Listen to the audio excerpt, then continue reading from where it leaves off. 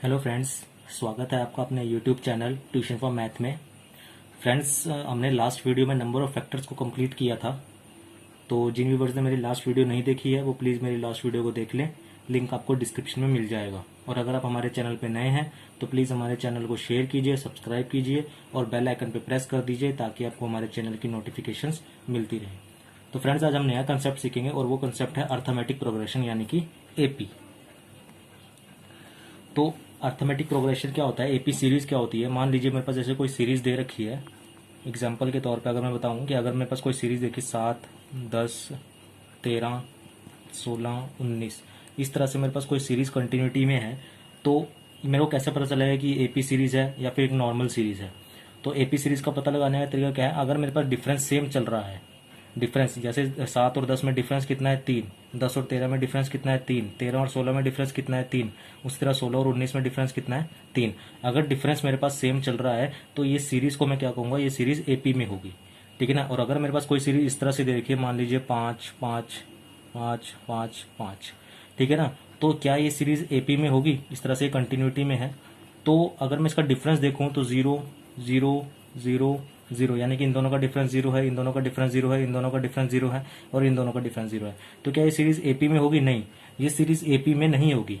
ये series AP में होगी क्यों? क्योंकि हम कर रहे हैं अर्थमेटिक प्रोग्रेशन, यानी कि सीरीज में क्या होना, प्रोग्रेस होना। कोई सीरीज है प्रोग्रेस के साथ, प्रोग्रेस मतलब बढ़ रही है। जैसे 7, 10, 13, 16 यहाँ पर सीरीज भी है, कंटिन्यूटी भी है और ये सीरीज की मतलब प्रोग्रेस हो रही है। इसमें 7 से 10 हुआ, 10 से 13 हुआ, लेकिन ये सीरीज है, ये सीरीज सिंपल एक सीरीज है। इसका डिफरेंस तो 0 है लेकिन कोई प्रोग्रेशन नहीं हो रहा, प्रोग्रेस नहीं हो रही इसके अंदर, इसलिए ये सीरीज एपी नहीं कही जाएगी, ठीक है ना। एपी सीरीज होगी कि कोई सीरीज दे रखी है, डिफरेंस सेम है और क्या हो, प्रोग्रेस हो उसके अंदर, तो उसको हम कहेंगे क्या, एपी सीरीज। अब बात आती है मेरे पास, इसमें कुछ टर्म्स ध्यान रखनी है। जैसे मेरे पास A1 होती है मेरे पास first term, A1 is first term. A1 को मैं कहता हूं फर्स्ट टर्म। फर्स्ट टर्म मेरे पास कौन सी है, 7, और A1 is also called T1 यानी कि टर्म 1, T1 भी कहते हैं इसको। तो फर्स्ट टर्म कौन सी मेरे पास 7, तो ये मेरे पास क्या होगी, फर्स्ट टर्म होगी। उसी तरह अगर मैं A2 की बात करूं तो A2 क्या होगा मेरे पास, सेकंड टर्म। सेकंड टर्म इसको मैं किससे लिख सकता हूं, T2 भी लिख सकते हैं। कई जगह A2 भी लिखा है, कई जगह T2 लिखा है, ठीक है ना। तो ध्यान रखना है कि A1 क्या होती है, मेरा फर्स्ट टर्म होती है, A2 क्या है मेरे पास, सेकंड टर्म है। उसी तरह बात करूं A3 तो वो क्या हो जाएगी मेरे पास, इसी तरह थर्ड टर्म हो जाएगी, ठीक है ना। इसको मैं क्या लिखूंगा, T3। ये तो मेरे पास टर्म्स है, first term, second term, third term, fourth, इस तरह से कंटिन्यूटी में होगी। अब बात आती है क्या, डिफरेंस यानी कि कॉमन डिफरेंस। कॉमन डिफरेंस को मैं डी से डिनोट करता हूं। और कॉमन डिफरेंस क्या होता है, दो टर्म्स के बीच का डिफरेंस, यानी कि यहाँ A1 है, ये A2 है, यानी कि इसका जो डिफरेंस होगा A2 minus A1, A2 minus A1, difference कितना है 3।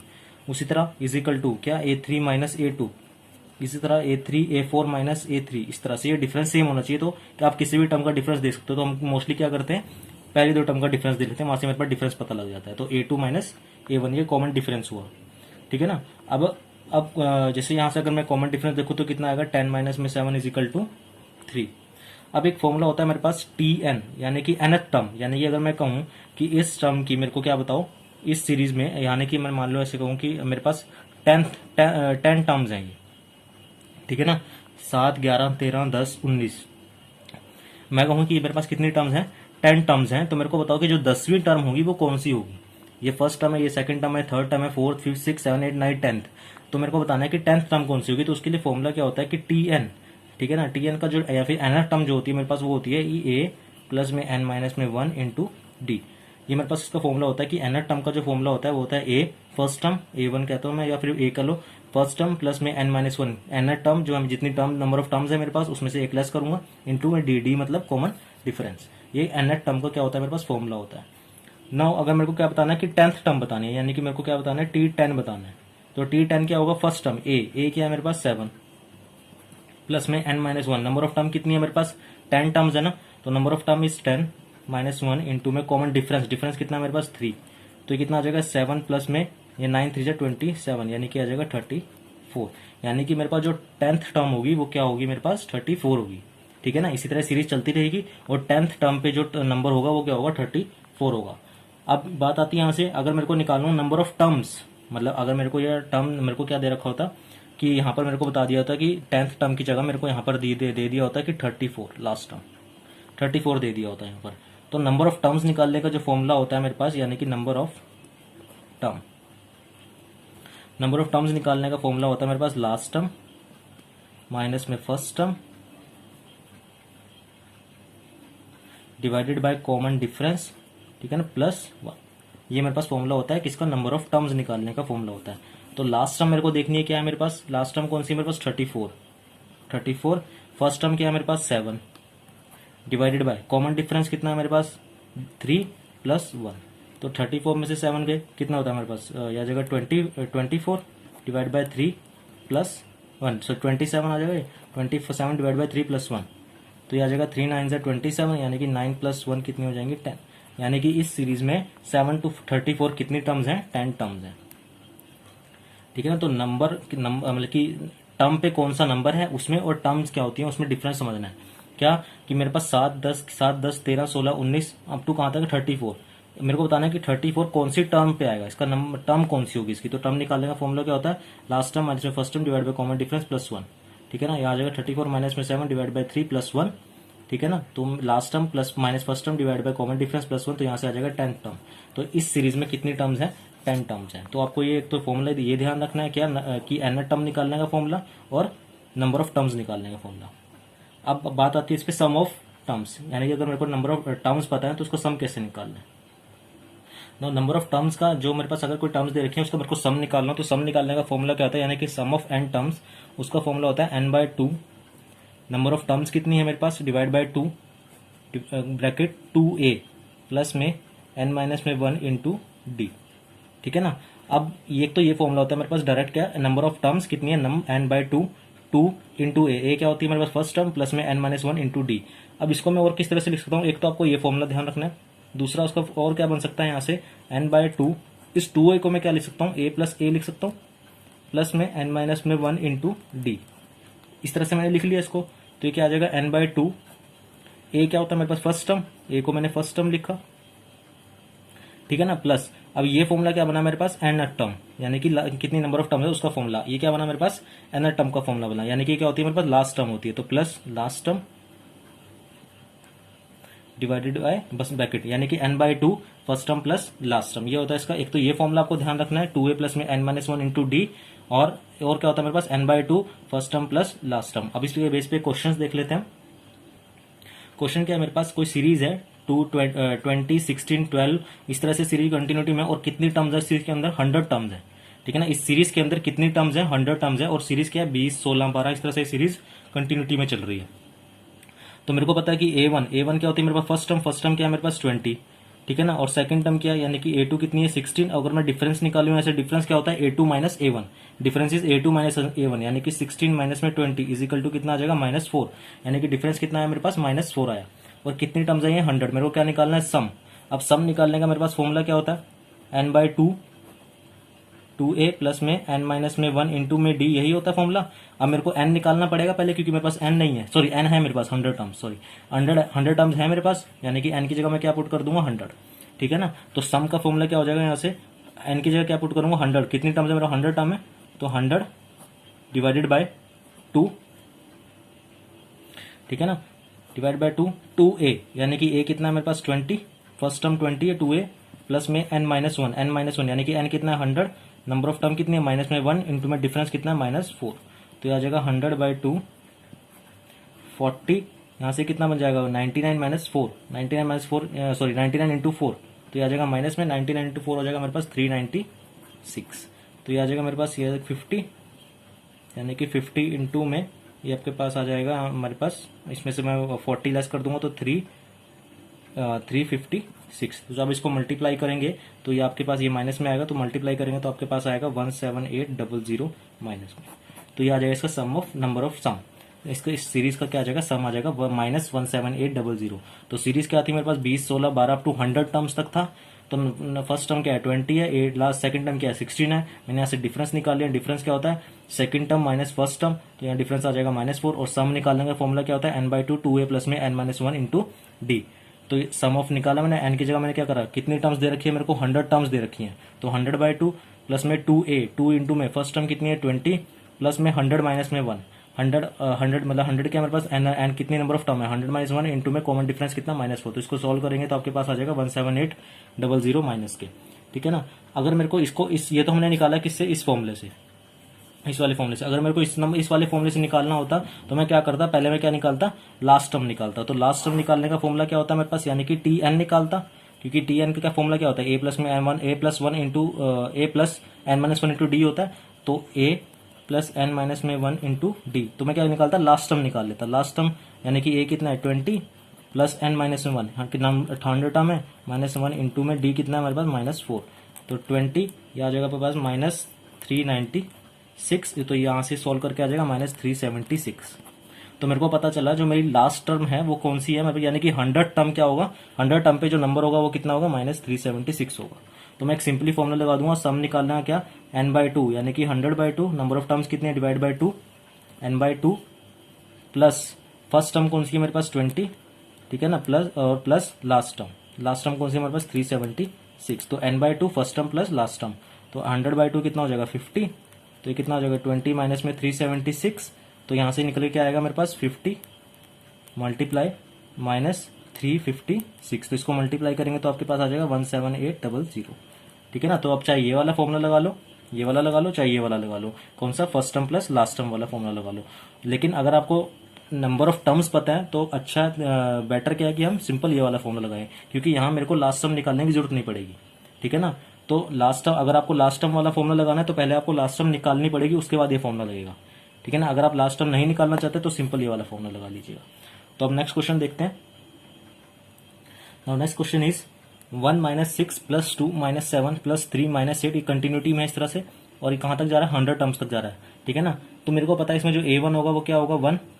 अब इसको करने का पहले तो वो देख लीजिए तरीका क्या है। पहले मैं देख लूँ कि a1 कितना है, a2 कितना है, -6, तो इन दोनों का डिफरेंस करूंगा तो क्या आएगा, -6 - 1 कितना आ जाएगा, -7 आ जाएगा। फिर यहाँ से a2 ये है, 83 ये है, इन दोनों का डिफरेंस देखूंगा तो 2 माइनस क्या हो जाएगा, +2 + 6 हो जाएगा, यानी कि 8। तो डिफरेंस सेम नहीं आ रहा, मतलब अगर मैं इस तरह से इसको सॉल्व करूंगा तो ये एपी सीरीज नहीं बन रही।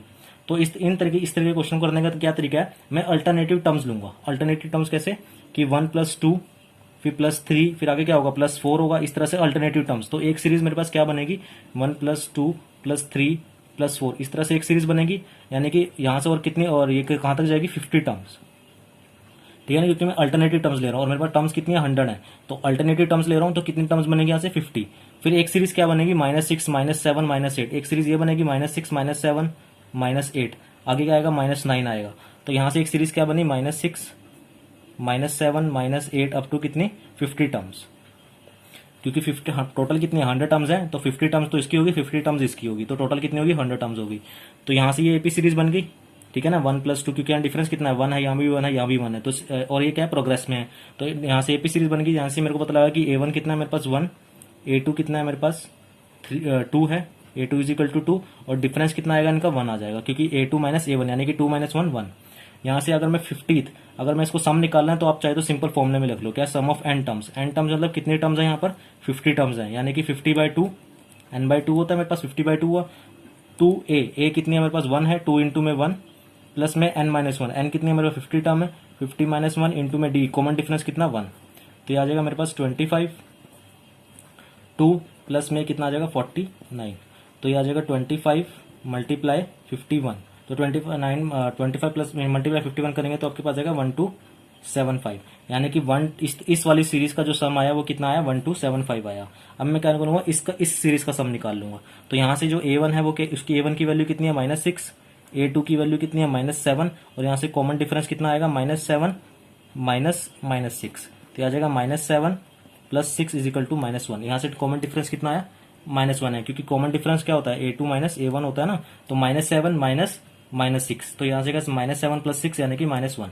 अब इसका सम निकालूंगा, सम ऑफ n टर्म्स, तो क्या आएगा मेरे पास, फॉर्मूला क्या होता है, n/2 2a प्लस n - में 1 इंटू डी, यही होता है फॉर्मूला, यानी कि n कितना मेरे पास 50 टर्म्स है, यानी कि 50/2 2a कितना है मेरे पास -6, 2 इंटू -6 प्लस n - 1, यानी कि 50 माइनस में 1 इंटू में d कितना -1, तो ये आ जाएगा मेरे पास 25, ठीक है 25, ये आ जाएगा -12 प्लस ये कितना आ जाएगा 50 - 1 49, और 49 - 1 49 इंटू -1, तो कितना आ जाएगा -49 आ जाएगा ये, तो ये आ जाएगा 25, और इसमें -49 -12 ये आ जाएगा आपके पास 11 5 6 61 आ जाएगा -61, ठीक है ना। अब 25 को -61 से मल्टीप्लाई करेंगे तो आपके पास आएगा -1525, ये आपके पास आ जाएगा, ठीक है ना। अब इस वाली सीरीज का जो सम आया वो कितना आया, -1525 आया, और इस वाली सीरीज का सम कितना आया था, 1275। तो इन दोनों को मैं ऐड कर दूंगा, क्योंकि ये सीरीज को मैं भी, इस सीरीज को मैं कहां से लाया हूं, इस वाली सीरीज से लाया हूं, और इस सीरीज को भी कहां से लाया हूं, इस वाली सीरीज से लाया हूं। तो इन दोनों को ऐड कर दूंगा,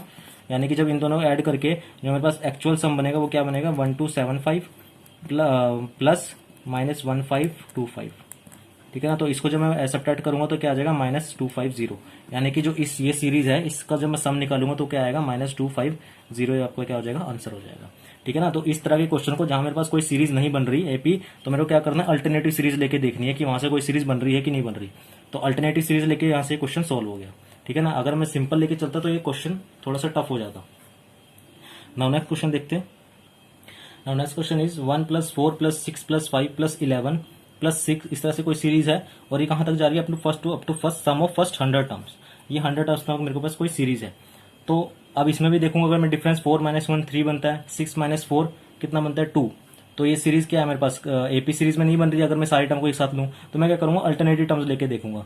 तो अल्टरनेटिव टर्म्स अगर मैं लूं तो मेरे को पता है क्या बन रहा है, 1 + 6, यहाँ डिफरेंस कितना है, 1 और 6 का 5, फिर 6 और 11 का लूंगा तो डिफरेंस कितना बनेगा, 5, ठीक है ना। उसी तरह 11 का आगे लूंगा तो डिफरेंस 5 चलेगा, मतलब कि एक सीरीज तो मेरे पास ये बनेगी 1 + 4 + 11 प्लस अप टू कितना, 50 टर्म्स तक।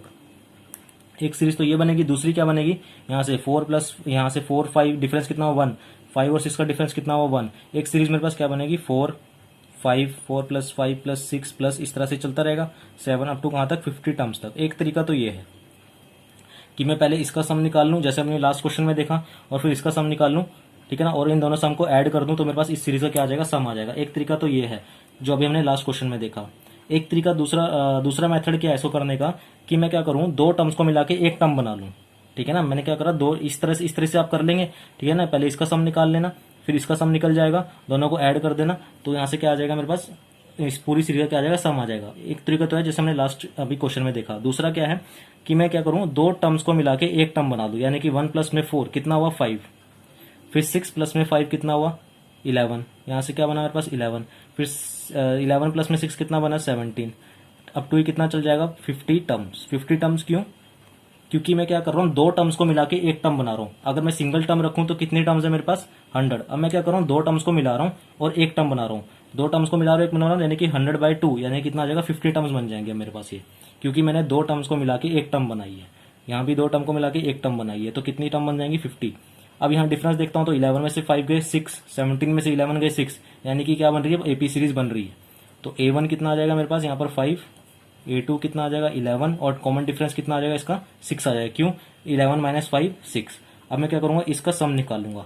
तो सम क्या होता है मेरे पास, 50/2, यानी कि n/2 इंटू में 2a, a कितना है मेरे पास 5, 2a प्लस n - 1, यानी कि 50 माइनस में 1 इंटू में d कितना मेरे पास 6।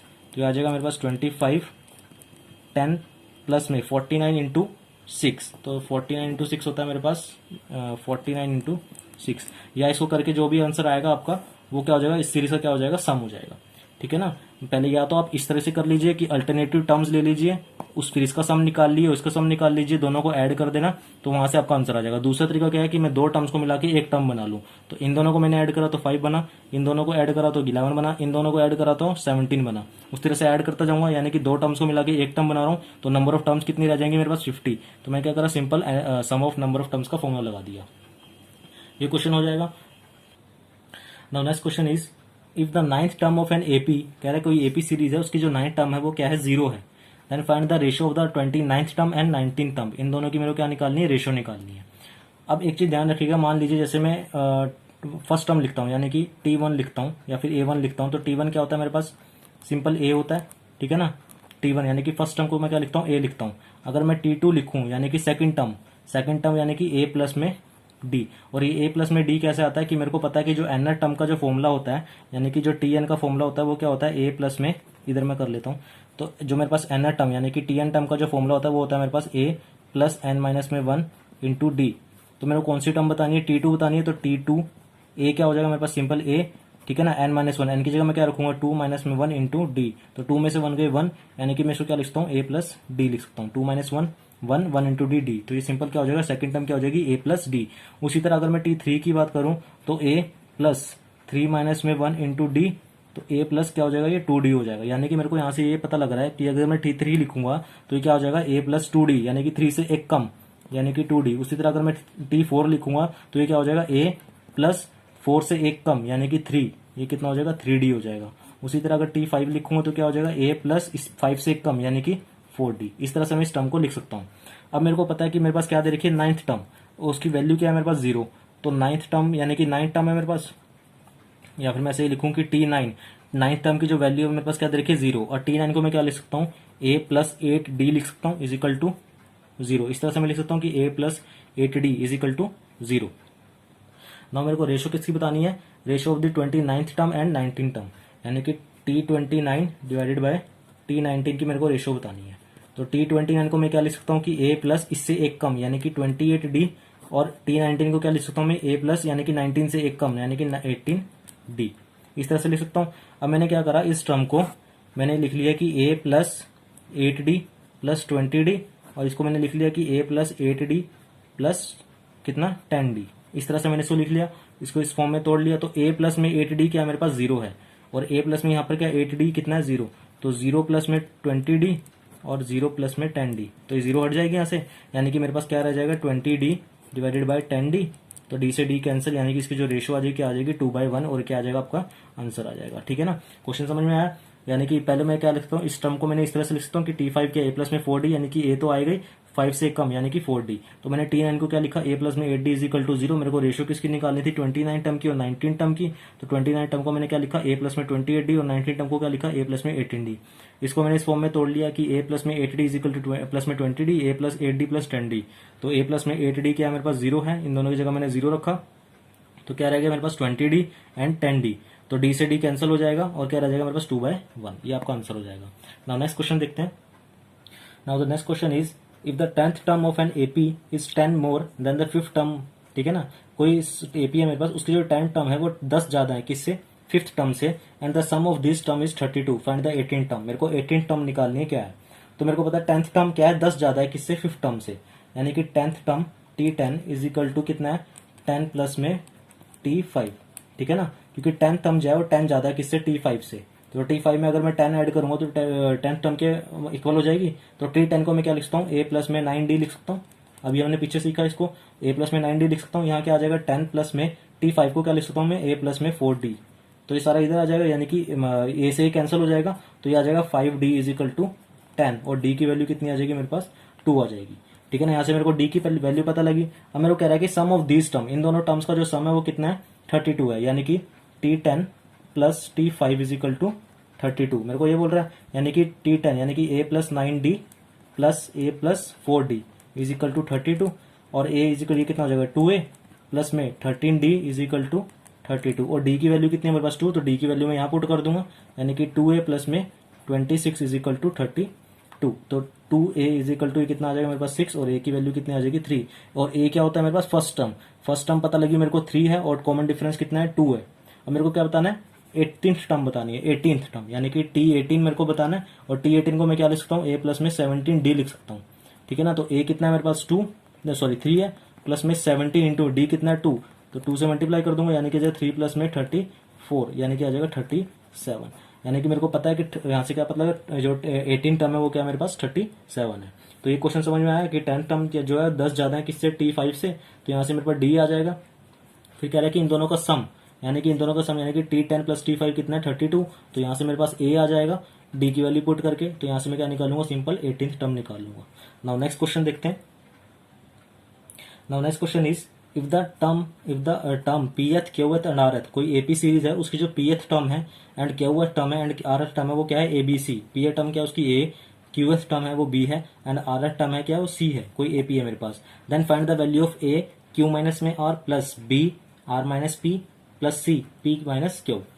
तो मेरे को यहाँ से पता है कि जो मेरी pth टर्म है वो क्या है मेरे पास a है, pth टर्म। और अभी हमने क्या सीखा कि जैसे मेरे पास कोई टर्म दे रखा है, जैसे T10 दे रखा है, तो उसको मैं क्या लिख सकता हूँ, a प्लस 9D लिख सकता हूँ, इस तरह से लिख सकता हूँ ना। तो यहाँ से मैंने देखा कि P है, यहाँ पर pth टर्म है, इसको मैं क्या लिख सकता हूँ कि a प्लस p माइनस में 1 into D is equal to a, और यहाँ पर ए क्या है मेरे पास, फर्स्ट टर्म है, A1 लिखा मैंने इसको, ठीक है ना, इसको मैंने इस फॉर्म में लिख लिया। अभी हमने जैसे सीखा T10 है, 10th टर्म को क्या लिखता हूँ, A प्लस 9D लिख सकता हूँ, या फिर इसको मैं इस तरह से लिखता हूँ कि A प्लस में 10 माइनस में 1 इंटू डी। तो P टर्म को मैंने इस फॉर्म में लिख लिया, और ये A1 क्या है मेरे पास, फर्स्ट टर्म है A1। उसी तरह मेरे पास क्या है, क्यूएथ टर्म, क्यूएथ टर्म को मैं क्या है मेरे पास B है, और क्यूएथ टर्म को मैं क्या लिखता हूँ, A1 यानी कि फर्स्ट टर्म प्लस में Q माइनस में 1 into D is equal to किसके इक्वल है, बी के इक्वल है। उसी तरह मेरे पास क्या है, आरथ टर्म है, आरथ टर्म मेरे पास किसके इक्वल है, सी के इक्वल है, और आरथ टर्म को मैंने क्या लिखा, A1 यानी कि फर्स्ट टर्म आर माइनस में 1 into D is equal to C. ये मेरे पास पी एथ टर्म आई, ये मेरे पास क्यू एथ टर्म आई, और ये क्या है मेरे पास, are th term I. Now मेरे को क्या बताना है, क्यू माइनस में आर, क्यू माइनस आर बताना है। तो मैं क्या करूंगा, यहां से मैं क्या करूंगा, ये फर्स्ट टर्म है, ये सेकंड टर्म है, ये थर्ड टर्म है, तो मैं क्यू माइनस आर निकालना है मैंने। तो क्यू आर माइनस आर कैसे निकलेगा, अब यहाँ क्यू है, यहाँ आर है, तो क्यू माइनस में आर, यानी कि इस टर्म में से मैं ये लेस करूंगा तभी क्या हुआ, क्यू माइनस आर आएगा, यानी कि subtract third term from second term. तो मैं क्या करूंगा, यहाँ से इसमें से ये माइनस करूंगा, यानी कि A1 प्लस क्यू माइनस में 1 इंटू में डी, ठीक है ना, माइनस माइनस क्या, ये वाली टर्म, तो माइनस A1, तो यहाँ प्लस है, प्लस माइनस क्या हो जाएगा, माइनस हो जाएगा, आर माइनस 1 इंटू में डी इज इक्वल टू क्या आ जाएगा, यहाँ पे B माइनस सी आ जाएगा। तो यहाँ से A1 से A1 कैंसिल हो जाएगा, और यहाँ क्या रह जाएगा, क्यू माइनस में 1 इंटू डी, और यहाँ क्या रह जाएगा, minus R minus 1 into D is equal to B minus C. यहाँ से डी कॉमन आ जाएगा, और अंदर क्या रह जाएगा मेरे पास, क्यू माइनस में 1 minus R plus 1 is equal to B minus C. तो ये 1 से 1 कैंसिल हो जाएगा, और यहाँ मेरे पास अंदर रह जाएगा D Q minus R is equal to B minus C. तो यहाँ से क्यू माइनस आर मेरे पास आ जाएगा B minus C divide by D. ये मेरे पास क्यू माइनस आर की वैल्यू होगी। उसी तरह मैं क्या करूंगा, आर माइनस पी की वैल्यू निकालूंगा। तो आर माइनस पी की जब वैल्यू निकालोगे तो आर माइनस पी कैसे आएगा, थर्ड टर्म में से मैं फर्स्ट टर्म माइनस करूंगा तभी तो आर माइनस पी आएगा। तो यहाँ से मेरे पास क्या आ जाएगा, थर्ड टर्म में से फर्स्ट टर्म यानी कि C minus A divided by D आ जाएगा यहाँ से। उसी तरह क्या निकालना है मेरे को, पी माइनस क्यू निकालना है। तो जब मैं पी माइनस क्यू निकालूंगा तो पी माइनस क्यू कैसे आएगा मेरे पास, पी माइनस क्यू यानी कि पी में से क्या करना है, क्यू लेस करना है। तो फर्स्ट टर्म में से क्या सब्ट्रैक्ट करूंगा, सेकंड टर्म माइनस करूंगा। तो ये क्या करूंगा, ए माइनस बी करूंगा। तो यहाँ से क्या आ जाएगा, A minus B divided by D. ठीक है ना, अब मैं सारा सॉल्व नहीं कर रहा, तो मैंने डायरेक्ट लिख लिया कि आर माइनस पी क्या, C minus A divide by D, और पी माइनस क्यू क्या, A minus B divide by D. तो मैं इस टर्म में इसको रख दूंगा। तो ए इस यहाँ से इस टर्म में लिखा A Q minus R, Q minus R की वैल्यू क्या है मेरे पास, B minus C divide by D, B minus C divide by D plus B. R minus P की वैल्यू क्या है, C minus A divided by D plus C, और P minus Q की वैल्यू क्या है मेरे पास, A minus B divided by D, ये वाली की। यहाँ से एलसीएम कितना आ जाएगा, डी आ जाएगा, एलसीएम सबका एलसीएम डी आ गया। तो ऊपर क्या रह जाएगा मेरे पास, A B minus A C plus B C minus A C, ठीक है ना, और यहाँ से क्या आ जाएगा, plus C A minus B C. ठीक है ना, तो ए बी से A B cancel, A B ये रहा मेरे पास, और कहाँ मेरे पास ए बी, यहाँ पर ये ए बी था। ठीक है ना, तो ए बी से ए बी कैंसिल, ए सी से मेरे पास ए सी कैंसिल हो गया, बी सी से बी सी कैंसिल हो गया। तो क्या रहेगा मेरे पास, 0 डिवाइड बाय डी। तो 0 डिवाइड बाय डी क्या आ जाएगा मेरे पास, 0। तो आपका आंसर क्या आ जाएगा, 0 इसका एक्चुअल आंसर आ जाएगा। ठीक है ना, तो ये क्वेश्चन समझ में आया कि if the term of P th Q th and R th of AP is A B C.